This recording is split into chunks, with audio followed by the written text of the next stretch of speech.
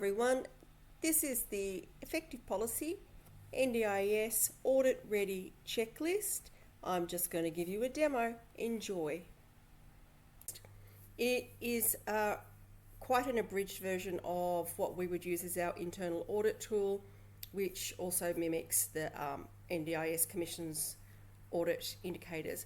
So this is a cut down version. So this is really dealing with the nitty gritty. You can do this if you've had an audit not long ago, or if you're desperate and you don't have time to have an internal audit. This is really what we would ask for as commission auditors when we are getting ready to do your auditing. These are the things we will ask for.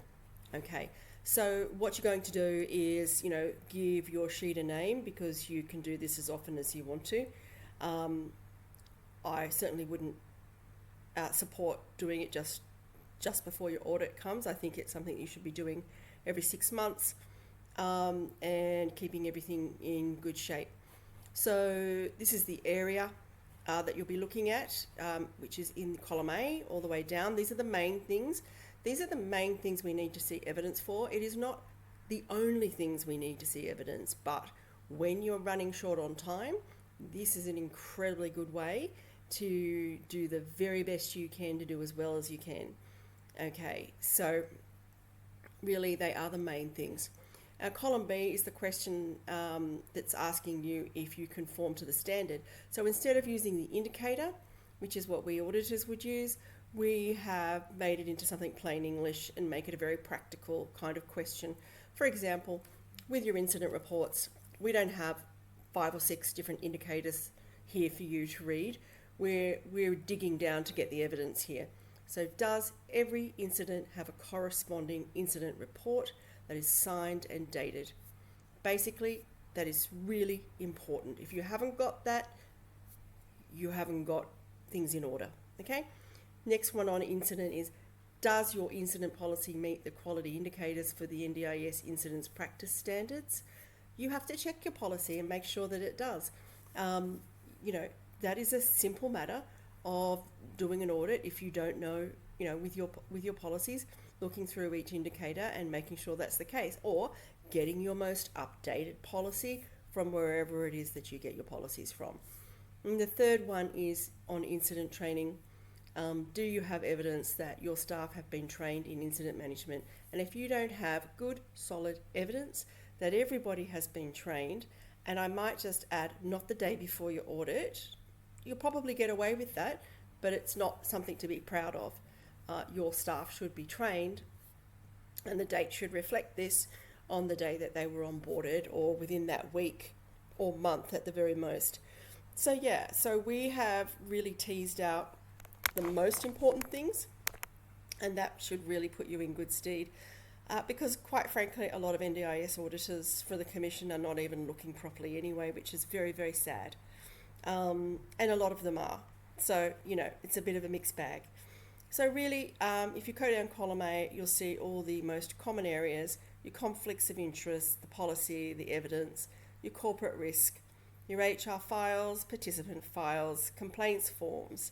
You can see these are not written in indicator language or in the quality standard language. They're written in plain English that is really easy for you to follow.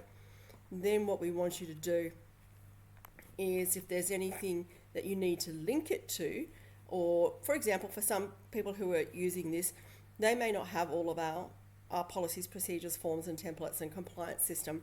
Hence why you'll see in this column C, that there's actually a link to these things. If you're not a client of ours, which I know you are, who is going to be listening to this, Sonali, I know you are. But if you're not a client of ours and you think, I don't have one of those, I want one of those, you would simply just click on this link and you'd be able to go and purchase one. Okay, but for you, Sonali, I know you've already got these. And then you're going to give yourself a rating, okay? So you're either going to have met it 100%, you're going to have partially met it, which means you've got to come back and do some more, hence why it's amber. You're going to have I haven't met this at all and I know it, or you can put a not sure, and that just means you have to find out a little bit more than what you know at that moment. And then you come to, and it's really important to do these ratings because, there's no point in taking a list without writing it down. What would be the point in that? It would just be silly. You'd be wasting your time. So this is the way it works, and this gives you a really good idea of, how much green have I got in my entire checklist? How much red have I got? How much amber have I got? It tells you by a visual key, just looking at it. If you've got a sea of red, you've got a sea of not met. If you've got a generous amount of green and just a bit of red, well, you've only got a little bit of work to do. So it's just a very good traffic light way to deal with your auditing checklist.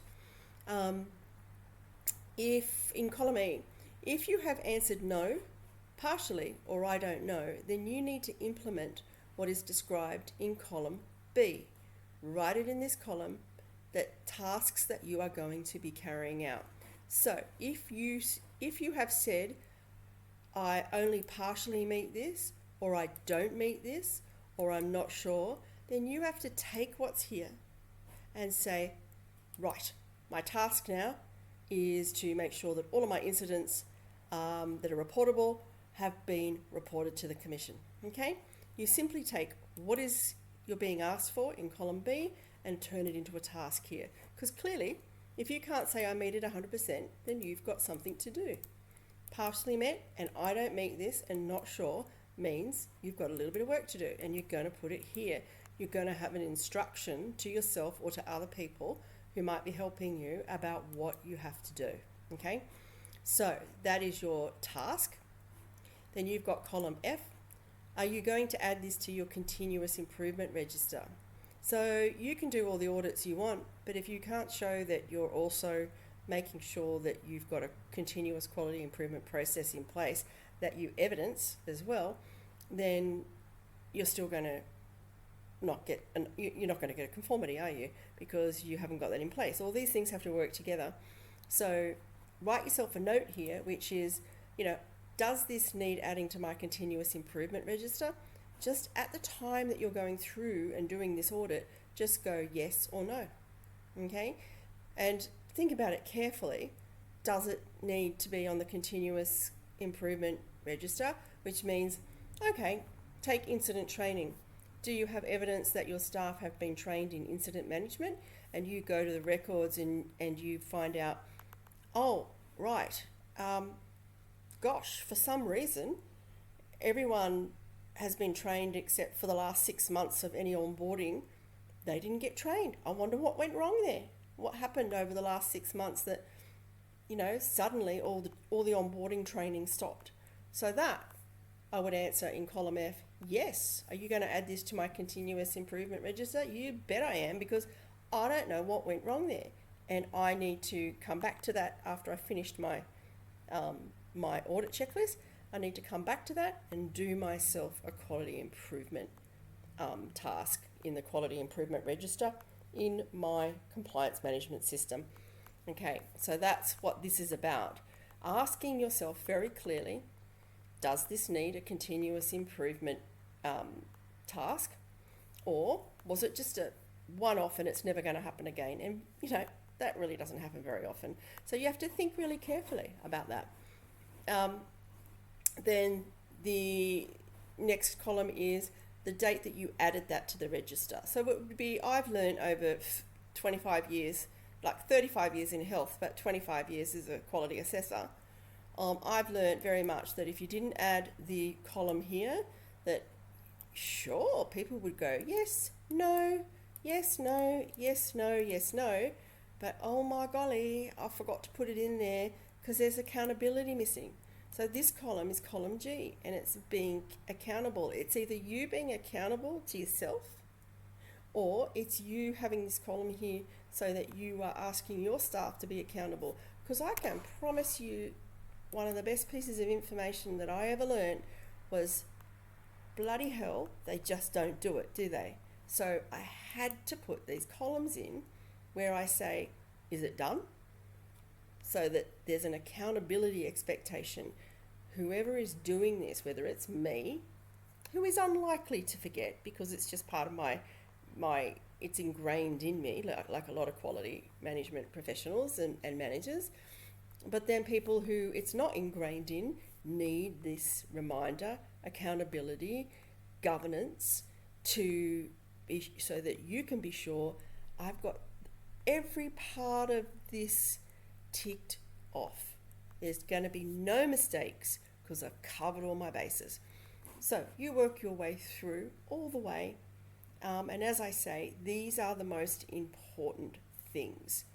And it's no accident, really, when you look at everything in column A, you'll see that most of these things that sit in column A actually also sit in Division 2 of the core module. That's because the Division 2 of the core module is actually all about governance, and governance has, every single indicator within the governance module, Division 2, actually has a little tentacle into every other part of the service. So really, the Division 2 of the core module is like the crown jewel. It's the crown that sits on the head. It really has the ability to dig down deep into any other part of the core module, and even beyond the core module, it can dig into all of the other modules, Module 1, Module 2, Module 2A, Module 3, Module 4 and Module 5. It has the ability in that Division 2 governance to reach into any of those, okay? So, basically, these are you collecting evidence, and if you can't collect the evidence, well, you're going to have to put together the evidence, and you'll write yourself that task, as we discussed here. Here is the task, what you've got to do, or what someone's going to have to do for you. And this is where you've, remember, decided whether it has to be a continuous quality improvement task as well, because it happened and it shouldn't have happened, and we don't know why this happened, so we better put it on the CQI and figure it out so it doesn't happen again. And then, of course, the actual doing of it, because I promise you can write all these down in here, and maybe, sometimes none of them get written on the register. So you need to think of it, it's accountability for staff, it's accountability for yourself, but it's also like a reminder. It's that safety net to make sure I didn't just go, yeah, they need it. Absolutely, they need to go into the CQI register. Column G says, yeah, I did it. Here's the date. Here's the date I did it. And I'm not going to write the date in there until I did do it. Yep. So they're safety nets. Okay. So that's all there is. Work your way through it. Don't cut any corners. Do it properly, and it'll pay off for you. Enjoy your internal audit. It's an abridged version, remember, but it's pretty intense, and we've had some incredibly good feedback about people who have done it properly. So don't cut corners. Okay.